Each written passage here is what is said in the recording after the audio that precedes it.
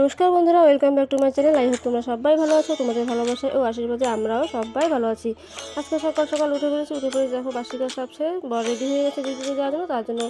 তার জন্য চা করে নিয়েছি, চা আর মুড়ি মেখে নিয়েছি, ধনে পাতা কাঁচা লঙ্কা পেঁয়াজ দিয়ে খাওয়া। এই ঠান্ডার দিনে কাঁচা লঙ্কা পেঁয়াজ ধনে পাতা দিয়ে মুড়ি মাখলে বেশ ভালোই লাগে। গরম গরম চা এবং মুড়ি মাখা বেশ ভালোই লাগে। আমার বর কিন্তু এটা খুব পছন্দ করে, তাই সকাল সকাল ওই জন্য মেখে দিয়েছি, ওই খাচ্ছে। তারপর ছেলে মেয়ের জন্য করে নিয়েছি পাস্তা, ফুলকপি ছোটো ছোটো করে কেটেছি, আলু ছোটো ছোটো করে কেটে পাস্তার সঙ্গে সেদ্ধ করে তারপর এখন সেটা ভাজছি আর কি। ছেলে মেয়ে শুধু একা খাবে না, ছেলে মেয়ের সঙ্গে আমরাও একটু খাবো। তো ওর বাবা বলছে আমার তো একটু দেরি আছে যেতে, আমি রেডি হয়ে গেছে, তো ওর সঙ্গে একটু পাস্তা বেশি করে করো, আমিও খেয়ে যাবো। তো ওর জন্য একটু পাস্তা বেশি করে রান্না করছি, আমরা চারজনেই পাস্তা খাবো।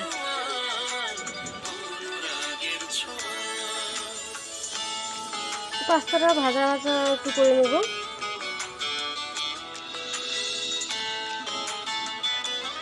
পাস্তা আমার রান্না করা হয়ে গেছে। এখন দেখো ওরা বাড়িয়ে বসিয়েছে খাওয়ার জন্য, ওরা তিনজনে খাচ্ছে আর আমি দিকে ভিডিও করছিলাম। দেখতে পাচ্ছি 4টা প্লেট আমার জন্য এখানে প্লেটে রাখা আছে, ভাবলাম একটু ভিডিওটা করে নিই তারপরে খাবো।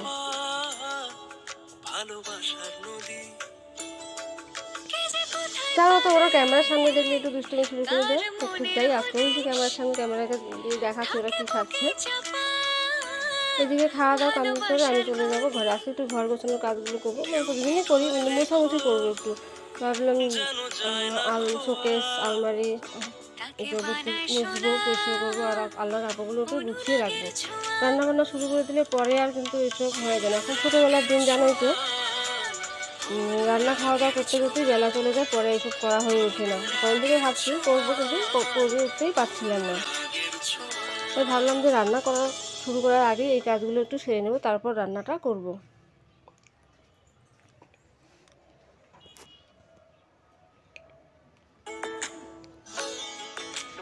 আর সব থেকে বড় কথা হচ্ছে ছেলে মেয়েদের স্কুল যখন ছুটি আছে, ওরা বাড়িতে আছে, ওরা বাড়িতে থাকলে প্রচণ্ড ঝামেলা হয়। মানে সময়ের কাজ আমি সময় মতো করে উঠতে পারি না। যেই কাজটা মানে 10টায় করার কথা সেই কাজটা আমার করতে করতে 11টা 12টা বেজে যায়। কারণ ওদের সঙ্গে থাকতে থাকতে ওদের পিছনে চিল্লাহাল্লা করতে করতে আমার দিন অর্ধেকটা পার হয়ে যায় আর কি।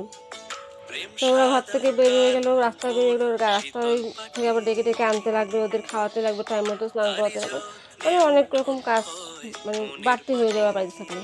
কখনও ভাবি যে ছেলেমেয়েগুলো স্কুলে থাকলেই ভালো হয়, বাড়িতে খুব ঝামেলা করে। আর কখনো যখন স্কুলে যায় তখন আবার মনে হয় যে ছেলেটা যদি বাড়িতে থাকতো তাহলেই ভালো হতো।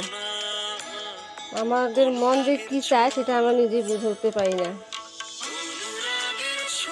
একদম ওয়েদারের মতো, ওয়েদার যখন হয়, যখন খুব ঠান্ডা হয় তখন মনে হয় গরমটাই ভালো। আবার যখন প্রচণ্ড গরম পড়ে তখন আমার মনে হয় ঠান্ডাটাই ভালো, গরম ভালো লাগে না। আমাদের মনটা কীরকম ঠিক কী যে চায় ভগবানও আমাদের ভালো করতে পারে না। মানুষকে বোঝা বড় দায় হয়ে পড়ে আর কি। মানুষ যে কী চায় সে নিজেই বুঝতে পারে না। এদিকে দেখো আমি বিছানাটা থেকে ডাইনিংটা একটু পরিষ্কার করে মুছে নিচ্ছিলাম।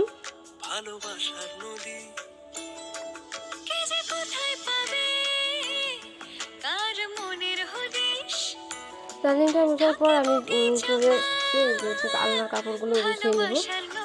বাড়িতে ছোটো বাচ্চা থাকলে বাচ্চাদের কাপড় চোপড় অনেক জমা হয়ে থাকে আর কি, মানে এগুলো সবসময় কাপড়ের ভিড় হয়েই থাকে। যতই গোছানোর চেষ্টা করি সেটা আর গোছানো হয়ে ওঠে না, গোছানো থাকে না আর কি, এলোমেলো হয়েই থাকে। তো সেই জন্যই আলনাটা একটু গুছিয়ে নিচ্ছিলাম।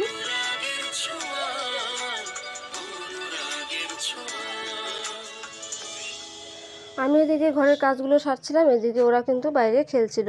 ওরা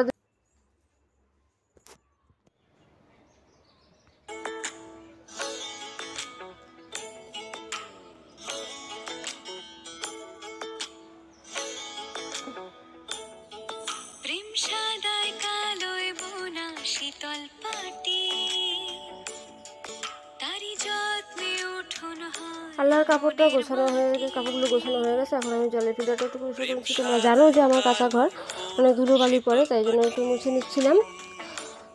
আর বাড়ি থেকে ওরা এসে কী জন্য আমাকে বলছিল আর কি, যে এই দাদা ঘরে আসতো, অমনি দাদার পিছন পিছন দাদার বাহনগুলো সব পিছন পিছন চলে আসতো ঘরে। আমার মেয়ে বুঝতে পেরে গেছে যে আমি ওইখানে ক্যামেরা লাগিয়েছি, ওই জন্য একটু ঝুঁকি মারছে। আলনা জলের ফিল্টারটা পরিষ্কার করা হয়ে গেছে, এখন আমি আলমারিটা একটু পরিষ্কার করে নিব। আলমারিটা যদিও আমি পরিষ্কার করি না, ওর বাবাই আলমারিটা একটু মেশামেশি করে, আমি খুব কমই করি। যখনই ওর পরিষ্কার করে তখন আমি বলি আলমারি নেওয়া তো খুব শখ, আমি একটা আলমারি আনো তো শুধু আলমারিটা এনে দিয়েছি, হয়তো মশামশির নাম নেই। মানে যখনই ও কাজগুলো করে তখনই আমাকে একটু কথা শোনায় আর কি। তো ভাবলাম আমি একটু আজকে কাজটা করে নিই, তো সেটাই আমি করছি। আলমারিটা একটু পরিষ্কার করে নিচ্ছি। আলমারিটা পরিষ্কার করতে করতে এর মধ্যে আমি আমার পরিচয়টা দিয়ে নিই। নমস্কার, আমি রূপালী, কুচবিহার থেকে খুব ছোট্ট একটা গ্রাম এবং খুব সুন্দর একটা গ্রামের এক গ্রাম্য গৃহবধূ। আমার চ্যানেল রূপম লাইফস্টাইল, এই ছোটো চ্যানেলে তোমাদের সকলকে জানাই অনেক অনেক অভিনন্দন। আর যারা আজকে প্রথম আমার এই ব্লগটি তাদেরকে বলছি, প্লিজ তোমরা আমার চ্যানেলটাকে সাবস্ক্রাইব করে নিও এবং পাশে থাকা বেল আইকনটি প্রেস করে দিও, যেন নতুন কোনো ভিডিও ছাড়া মাত্র নোটিফিকেশন তোমাদের কাছে সবার আগে পৌঁছে যায়। যদি কোনো মানে ভালো লেগে থাকে তবেই তোমরা করে নিতে পারো, না হলে বলছি না জোর করে নিতে। তো তোমরা প্লিজ করে নিও যদি ভালো লাগে।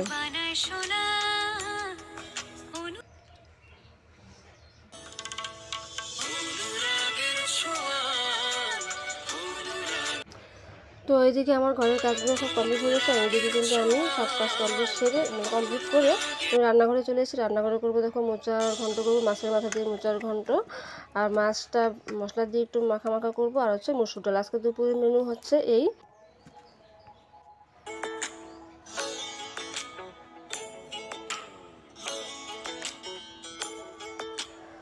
তো ঘরের কাজ শেষ করে আমি ঘরে চলে আসলাম, রান্নাঘরে চলে আসলাম। দেখো রান্নাঘরে করেছিলাম মোচার ঘন্ট, মাছের মাথা দিয়ে মোচার ঘন্ট, মসুর ডাল, আর হচ্ছে মাছটা দিয়ে মশলা দিয়ে মাখা মাখা করেছিলাম। তারপর সন্ধ্যাবেলা টিফিন করার জন্য এই ঘরে চলে এসেছি, মানে টিফিন করার জন্য রেডি হয়ে গেছি। তিনজনে দেখো বসে আছে, ওই জন্য দুধ পাউরুটি দিচ্ছি, ওরা দুধ পাউরুটি খাবে আর আমি মুড়ি চা করে নিয়েছি খাবো। আমরা তিনজনই বাড়িতে ছিলাম, বাবা তো ছিল না, তাই তিনজনই সন্ধ্যার টিফিনটা সারছি।